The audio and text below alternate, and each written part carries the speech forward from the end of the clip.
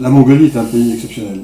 Euh, Exceptionnel dans tous les sens du terme. D'abord, les paysages à couper le souffle. Ça, il suffit de prendre n'importe quel bouquin de photos et vous verrez, c'est grandiose, vraiment. Et en plus, c'est un pays sur lequel on a plein de clichés. Et donc, ça m'a servi à développer un côté du polar qui est j'espère, un peu surprenant. Les clichés, par exemple, c'est qu'on imagine que la Mongolie est un pays de steppes verdoyantes avec des troupeaux des yourtes. Ouais. Sauf que les steppes, c'est 20% de la Mongolie seulement. Le reste, il y a de la montagne, il y a de la forêt, mais il y a aussi beaucoup de déserts de pierre, des déserts de sable. Il y a des déserts de sable qui sont comme le Sahara, avec des dunes de 300 mètres de haut. Ensuite, on pense que c'est un pays de nomades, et c'est vrai. Et on pense que c'est un pays millénaire qui a vécu les 8 derniers siècles sans bouger d'un poil. Et on se dit qu'ils peuvent encore vivre les 8 siècles qui viennent. Ils ne vivront pas les 8 siècles qui viennent. Les Mongols, en tout cas la culture nomade a vécu 8 siècles depuis Gengis Khan, ils n'ont rien changé.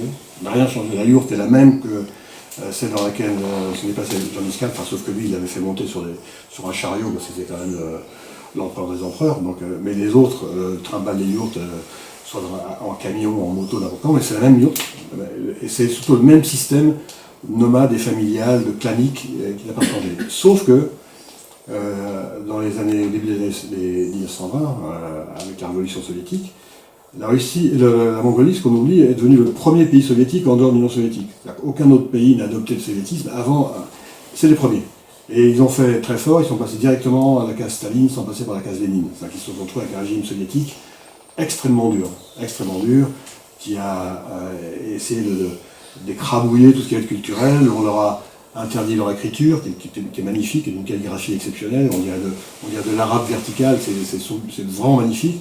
On leur a interdit leur nom de famille, on a détruit tous les temples, on a pratiquement exterminé tous les moines. Et donc ils ont vécu 3 générations sous ce régime soviétique très très violent. Et là ils s'en réveillent et ils viennent de passer 10 ans d'une démocratie très fragile. C'est une vraie démocratie, hein, avec les partis politiques, les parlements, une double chambre je crois même, des élections régulières.